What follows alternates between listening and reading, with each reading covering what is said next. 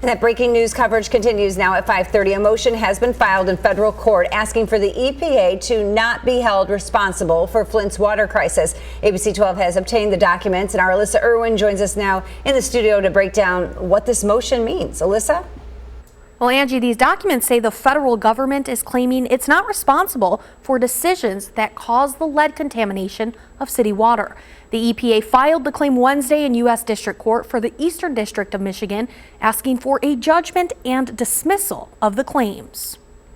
In the court filing, the feds calling the Flint water crisis a tragic and unprecedented situation, but then claiming the EPA is not responsible for any part in the water crisis.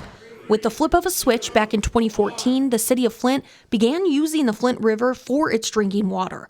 In the just filed court documents, it reads, quote, "The U.S. EPA was not involved in the city's and MDEQ's decisions to switch to the Flint River and forego corrosion control," end quote.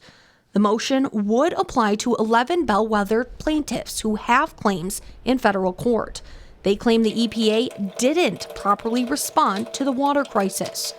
The EPA says it was notified by one of its employees in April 2015, 1 year after the switch, that the Flint River was not being treated for corrosion, however, did not issue an administrative order requiring the city and state to do so until January 2016, 9 months later.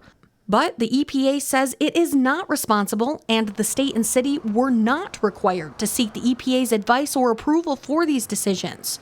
The motion goes on to read, quote, "The Flint water crisis was a tragedy. However, it was one in which the EPA, 1, did not operate the water system, 2, was not involved in the decisions to switch to the Flint River and forego corrosion control, and 3, was not the primary regulator."